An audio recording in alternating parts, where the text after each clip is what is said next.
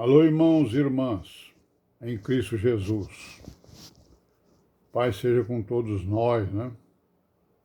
Em mais esse dia, que é o dia 20 de junho de 2021. Vamos dar graças a Deus por estarmos aqui, né? Em perseverança, né? E procurando aí os caminhos das virgens prudentes para sermos contadas, né? Para sermos contados no meio delas, né? Quando a gente fala assim de virgens prudentes, né, irmãos? Quer dizer que existem também as loucas, né? Então, as virgens loucas, quando a gente fala nas prudentes, as virgens loucas acham ruim, né? É, elas sabem que são loucas, né? E as prudentes também sabem que são prudentes, porque elas ouvem a palavra e a põem em prática, né? As loucas não, as loucas elas ouvem, entra por um ouvido e sai pelo outro. Aquilo que se refere à palavra, né, da verdade. Mas quando entra outras coisas, fica tudinho. Sai nada pelo outro ouvido, né? Religiões, né? Teorias, filosofias, teologias, né? Que são contrárias à palavra, entra por um ouvido e fica na cabeça dela, não sai pelo outro, não. Agora, quando entra a verdade, entra por um ouvido e sai pelo outro. Essa é a característica principal da Virgem Louca, que são os falsos irmãos e irmãs que estão no nosso meio, né? Elas ouvem a palavra e não a praticam. Não a praticam porque não guarda, porque não dá valor, não respeita, né? Despreza a palavra da verdade, em detrimento, né, de outras coisas que ouve e que crê até, né? Então vamos continuar aqui com a nossa pequena meditação diária, perseguindo aí as virgens prudentes, né? Nos seus caminhos. Paramos aqui na segunda de Pedro, no capítulo 1 e no versículo 4, quando Pedro nos diz aqui claramente, né, que o ser membro da igreja e ser uma virgem prudente, o que está prometido para nós, né, que queremos ser virgens prudentes, é que sejamos participantes da sua divindade. Essa é a promessa, né, do Altíssimo, do Deus de Israel e do Senhor Jesus, né? Vamos ser participantes da natureza divina. Por quê? Porque nós honramos o seu nome, honramos os seus mandamentos, honramos a sua palavra.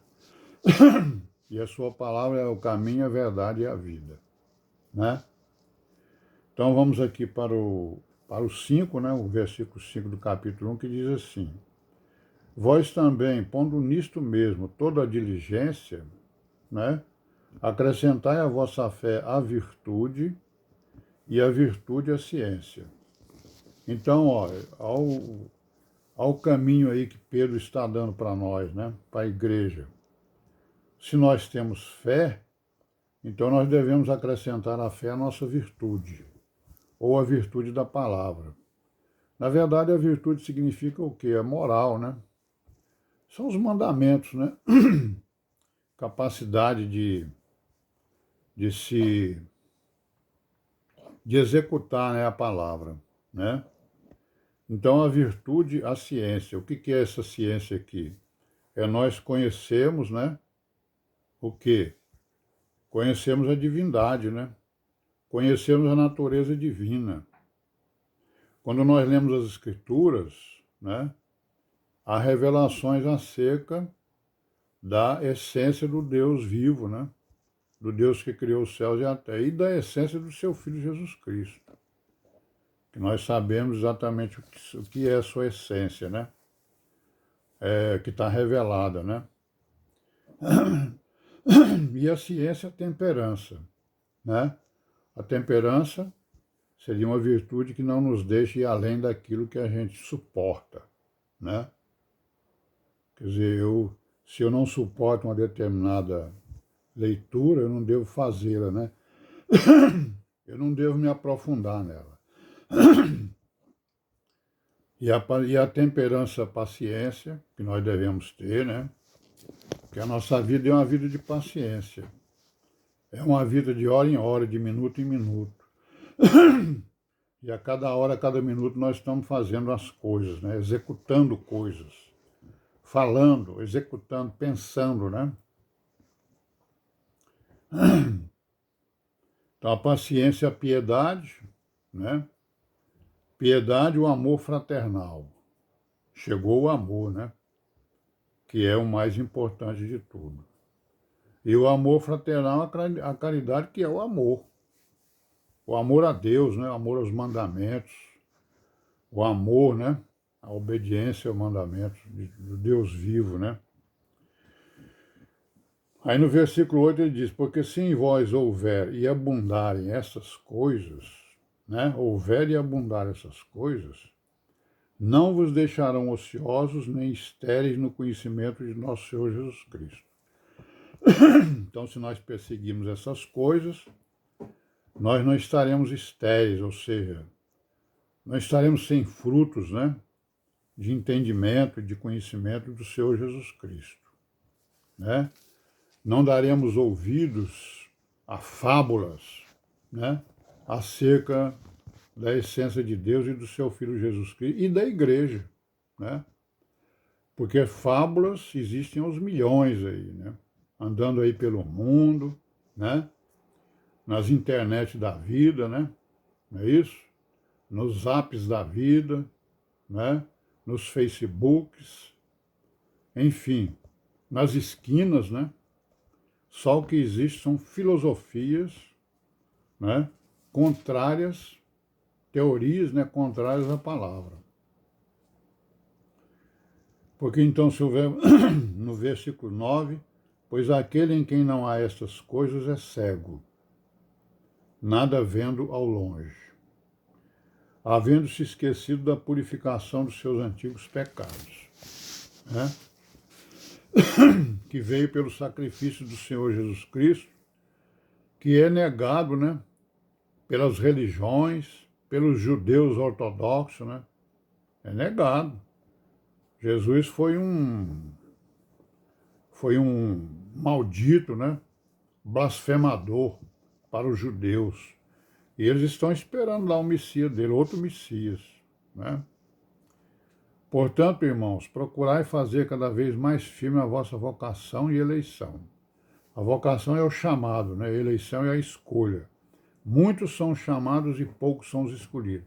E esses poucos escolhidos são exatamente as virgens prudentes, aquelas que ouvem a palavra e a põem em prática. Porque fazendo isso, nunca jamais tropeçareis, né? É. Quem ouve a palavra e executa a palavra não vai tropeçar nunca. Porque assim vos será amplamente concedida a entrada no reino eterno de nosso Senhor e Salvador Jesus Cristo. Pelo que não deixarei de exortar-vos sempre acerca destas coisas, ainda que bem as saibais, e estejais confirmados na presente verdade. Vendo aí o que Pedro está falando? Mesma coisa que Paulo falou, né? Eu vou repetir, isso é bom, né?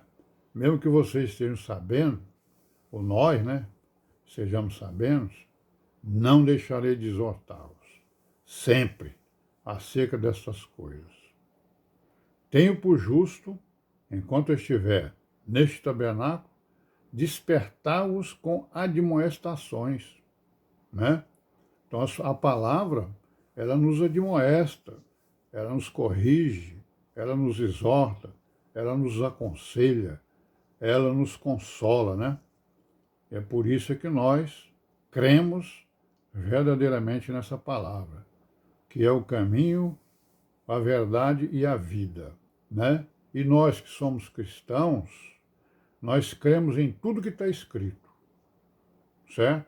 Tudo que está escrito nas Escrituras, nós cremos, conforme Paulo falou ali em Atos dos Apóstolos. Nós cremos. Não tem nada de errado aqui. Se tiver erro nas Escrituras, não é erro da Escritura, é erro de quem traduziu, certo? Mas até agora nós sabemos quais são os erros de tradução que existem nas Escrituras. porque é o que existe por aí de pregador, né, falando mal, né, do Novo Testamento, né, falando mal das traduções, né, mas nós sabemos. Se tiver algum irmão que não saiba, você pergunta para quem sabe. E não é novidade, não. A gente sempre tem falado isso nas nossas reuniões. Bom, nós vamos parar por aqui hoje, né? Amanhã nós continuaremos, se Deus quiser. E paz seja com todos nós, em nome do Senhor Jesus Cristo. Amém.